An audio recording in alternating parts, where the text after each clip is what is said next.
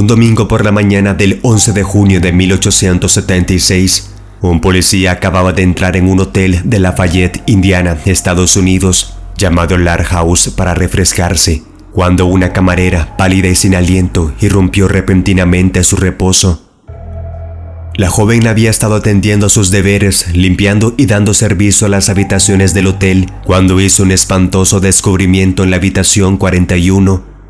El oficial, junto con varios miembros del personal, se dirigieron rápidamente a la habitación y fueron recibidos con una vista inolvidable. El cuerpo decapitado de un hombre estaba atado al suelo, rodeado por una copiosa cantidad de sangre, y la cabeza cortada yacía en una caja parcialmente llena de algodón. La suposición inicial de que la camarera se había topado con la escena de un crimen se descartó rápidamente, ya que la habitación también contenía un artilugio notable con las palabras "Cari Cari", patente solicitada. Entonces, ¿qué era este extraño dispositivo mecánico y qué hacía? Como habrás adivinado, tuvo mucho que ver con la separación de la cabeza del cuerpo del hombre. El mecanismo consistía en un hacha gruesa que había sido afilada como una navaja, unida a dos pesadas barras de hierro para darle peso adicional. El mango del hacha estaba unido a una viga de tal manera que le permitía girar, y la viga estaba sujeta al suelo. Inicialmente, el hacha había sido sostenida en alto por una cuerda de algodón, unida a un gancho que había sido atornillado en la pared. Debajo de la cuerda había un pequeño estante en el que se había colocado una vela. La vela encendida tardaría unos 7 minutos en quemar la soga, provocando que la filosa hacha cayera por su propio peso. Un ligero trabajo del detective pronto reveló que el inventor del dispositivo y la víctima eran el mismo. Entonces, ¿quién era el hombre y por qué hizo todo lo posible para superarse a sí mismo? Su nombre era James Amum y tenía 35 años cuando se quitó la vida. Un periodista que escribía para el New York Times el 5 de julio de 1876 comentó lo siguiente: Mr. Moon era muy conocido en esta ciudad. Era dueño de una excelente granja de Farms Institute y deja una esposa y 4 hijos. Sirvió con el capitán Haggard en la 16ª Infantería de Indiana durante la guerra y fue un valiente soldado. En su finca tenía un taller de herrería, carretas y carpintería y era considerado un genio de la mecánica. Así es, había heredado de su padre un gran interés por todas las cosas mecánicas, pero desafortunadamente también heredó una propensión al suicidio de su madre, quien se había quitado la vida unos años antes. Había intentado suicidarse 2 veces antes, primero tratando de asfixiarse, pero fue descubierto antes de que lo hiciera, y luego ingiriendo morfina, aunque en cantidad insuficiente para matarlo. Parece que el señor Moon decidió en esta tercera vez no dejar nada al azar en la ocasión en que se registró en el Lar House Hotel. El viernes anterior había ido a la barbería del local para que le afeitaran la barba, y de allí visitó una ferretería donde compró las barras de hierro y donde había comprado el hacha unos días antes. También compró 3 onzas de cloroformo y luego salió de casa con un baúl que contenía todo lo que necesitaba para construir el Cari Cari. Después de armar su máquina de matar, Moon amarró sus piernas al piso y colocó otra correa contra su pecho, abrochándola con fuerza. El algodón de la caja había sido empapada con cloroformo para que una vez que metiera la cabeza dentro pronto perdería el conocimiento. Había juzgado con precisión la trayectoria de la hoja del hacha y por lo tanto el propósito de las correas era asegurarse de que no se moviera involuntariamente en su estado inconsciente. Los cálculos fueron precisos en todos los aspectos. Y tan completamente se separó la cabeza del cuerpo que no quedó ni un ligamento para unirla al tronco. No quedaba duda, Moon quería demostrar la utilidad de la máquina, así como poner fin a su propia vida. Además, eventualmente quería que alguien patentara Cari Cari y que su propia memoria sería perpetuada por el acto. The New York Times fue aún más lejos, comentando: los aparatos que se habían utilizado para producir la muerte eran maravillosos y permanecerán en la historia de los suicidios sin paralelo. Irónicamente, sin embargo, resulta que fue el propósito preciso del ingenioso dispositivo lo que sería su ruina. En respuesta a una solicitud sobre la probabilidad de una patentabilidad de la máquina autodestructiva, la Oficina de Patentes de Estados Unidos declaró: los artículos contrarios al bien público no son patentables. Como el suicidio era ilegal en ese momento, la patente que aparentemente se había solicitado no tenía ninguna posibilidad de ser otorgada. James Amund trascendió. Sería la única persona en hacer uso práctico de su mortífero Cari-Cari.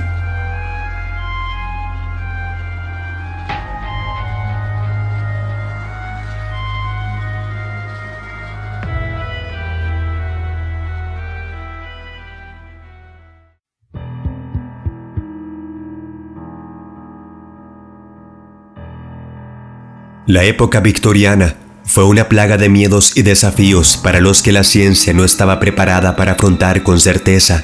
Y la siguiente es una historia asombrosa que abarca dos de los mayores temores de la época: el temor de ser enterrado vivo y el flagelo de los ladrones de tumbas. El siguiente caso apareció por primera vez en la Enciclopedia de la Muerte y la Vida en los Mundos de los Espíritus de John Reynolds Francis, publicado en 1900. El señor Hayward es un hombre de 69 años de edad. Fue en Marshfield, Inglaterra, donde fui enterrado, dijo el señor Hayward muy sombríamente. Era bastante joven y mi mayor placer era ir a campo con mis hermanas mayores. En una mañana brillante, cuando partimos hacia los campos y corría delante de los caballos. Después de llegar a los campos comenzó el trabajo de la paja. Mientras estaba parado cerca de una de las manos, por accidente fui golpeado en la cabeza con uno de los picos. Penetró en mi cráneo y en ese momento me hizo sentir débil y mareado. Mi lesión no se consideró grave. Después de regresar a la casa me enviaron al sótano y, para mi sorpresa, pude ver tanto en la oscuridad como en la luz. Después de salir del sótano me fallaron las fuerzas y pronto estuve postrado en la cama. Llamaron a 2 médicos. Uno de ellos insistió en que mi estado se debía al golpe en la cabeza, el otro que tenía pleuresia. En cualquier caso, transcurrieron 2 semanas y mis ojos se cerraron en una supuesta muerte. Era la muerte en lo que a mis familiares, amigos y médicos se refería, pero yo era dolorosamente consciente de cada movimiento que sucedía a mi alrededor. Mis ojos estaban medio cerrados y mientras estaba acostado escuché a mi hermano mayor, John, entrar en la casa. Lo vi acercarse al catre con lágrimas en los ojos y amigos comprensivos lo consolaron pidiéndole que se secara las lágrimas. Se ha ido, dijeron, y otras expresiones similares se usaron alrededor del féretro. Lágrimas llovieron en mi rostro mientras el sudario envolvía mi cuerpo. Tan pronto como llegó el enterrador, supe que me iban a enterrar vivo. Por mucho que lo intentara, nada podía romper el hechizo que mataba. Llegó la hora del funeral y se predicó el servicio sobre mi cuerpo vivo pero rígido. El enterrador se acercó y cerraron la tapa de mi pequeña prisión. La vida parecía haberse ido cuando esto sucedió, pero como dije, ningún esfuerzo mío pudo romper el hechizo. Era dolorosamente consciente del hecho que de pronto sería bajado a mi tumba. Por extraño que parezca, a veces no sentía miedo por mi destino inminente. El ataúd fue sacado del vagón y bajado a la tumba. Los terrones de tierra cayeron pesados sobre la tapa de mi ataúd, y allí estaba yo siendo sepultado vivo, sin poder hablar ni detener las manos de mis amigos. Mi esfuerzo por moverme resultó inútil y el aire cerrado del ataúd me pareció sofocante. De repente cesó el balear y el silencio de la tumba fue completo.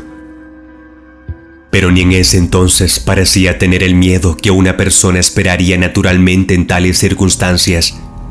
Todo lo que recuerdo es que la tumba es un lugar solitario y el silencio de la tumba era terriblemente opresivo.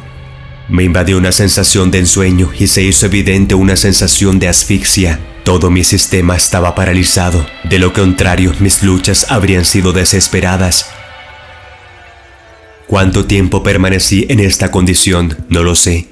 La primera sensación de volver a la vida se apoderó de mí cuando escuché el raspado de una pala en la tapa de mi ataúd. Me sentí elevado y llevado. Me sacaron de mi ataúd, pero no a mi casa, sino a una sala de disección. Contemplé a los médicos que me habían atendido en mi casa, vestidos con largos delantales blancos. En sus manos tenían cuchillos. A través de mis ojos entrecerrados los vi enzarzados en una disputa. Ellos estaban tratando de decidir cómo cortarme. Todo esto lo presencié a través de mis ojos entreabiertos. Mi sentido del oído era notablemente agudo. Ambos se acercaron a la mesa y abrieron mi boca para sacarme la lengua, cuando, por un esfuerzo sobrehumano, mis párpados se levantaron levemente. Lo siguiente que escuché fue: «Cuidado, tonto, está vivo, está muerto», se reincorporó el otro médico. «Mira, él abre los ojos», continuó el primer médico. El otro dejó caer su cuchillo y poco tiempo después comencé a recuperarme rápidamente. En lugar de cortarme, me llevaron a casa. Hubo un gran regocijo entre mis parientes. «Supongo que me mantuve con vida por algún motivo», continuó el señor Hayward mientras terminaba su espantoso relato, «porque ahora soy padre de 6 hijos». Desafortunadamente, George Hayward no nos dijo qué pasó con los médicos y sus compinches ladrones de tumbas. Hayward murió de verdad en 1903, con más de 70 años. Está enterrado en el cementerio Woodlawn, Missouri, Estados Unidos. Y como verás, su historia es excepcionalmente escalofriante.